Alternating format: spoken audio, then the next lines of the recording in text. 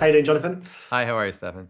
Yeah, really good. I'm a big fan of this show. This show is very fun and it's very dark. And I'm interested to know when a show kind of goes down as well as this did with audiences and critics kind of alike, is it like, right, they loved how funny and they loved how dark it is. So I guess now we have the license to go funnier and go darker in season two. Yeah, I mean, I try not to really think about that. I think there's a tone to the show that we set up from the beginning, which gives us license.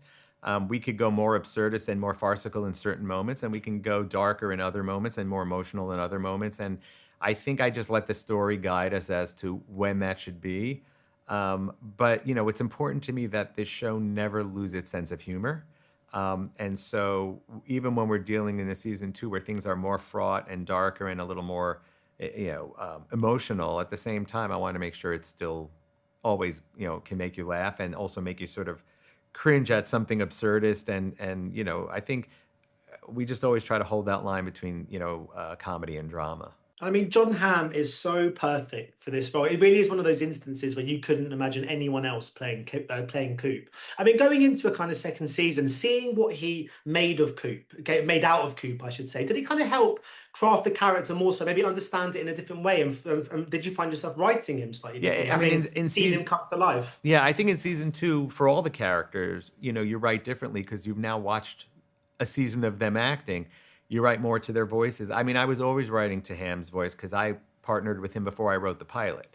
But after watching what he did with the character, what John in particular showed us was a willingness to stretch what I thought were maybe some of the boundaries of the character to make him in some cases weaker and more vulnerable, in some cases funnier, in some cases a little nastier. And, because he was willing to go in all those directions and sort of build a wider character, then in season two, we could write to that a bit more. And what do you think it is about kind of a protagonist like Coop, be it or like a Walter White or a Marty Bird, or it's someone we can kind of relate to who suddenly kind of gets embroiled into this kind of real life of crime? What do you think what makes that such fascinating territory, do you think? I think we all get exasperated by the systems we buy into, right?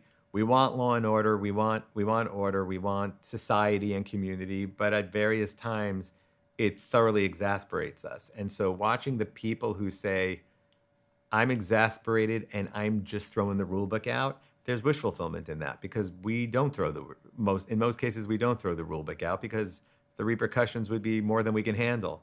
So I think it's just wish fulfillment watching other people do it.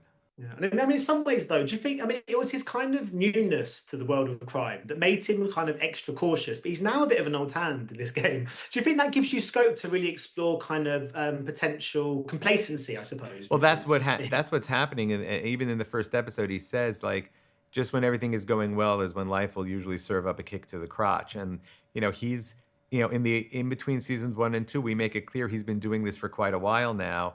And he's got some new tools and he's got a new confidence and it's been working. So he's become complacent. And as soon as he becomes complacent, he walks into a trap that, sends him on this really tough trajectory for the entire season 2. And I wanted to ask finally about James Marsden joining in on the fun as Owen Nash. He's a great character. Are you excited for kind of audiences to meet him? Is that one of the joys when you kind of write someone on a page and then you kind of present it to the world, and also for them to see James Marsden have so much fun in the role? Yeah, that character is a blast. And, very early on in conceiving of him, we put a picture of James Marsden on the wall and like we said, that's the guy. Didn't know if we'd get him or not, but the character was really written with him in mind.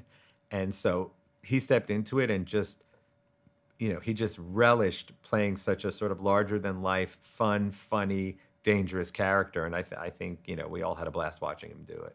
Well, thanks so much for your time. So best of luck with the release of the series and hopefully we'll catch up again for season 3. Cheers, take care. Thank you. Ladies and gentlemen, you're watching Hey You Guys! Hey, you guys! Hey, you guys! Hey, that's what they all say. Hey, you guys! Hey, you guys!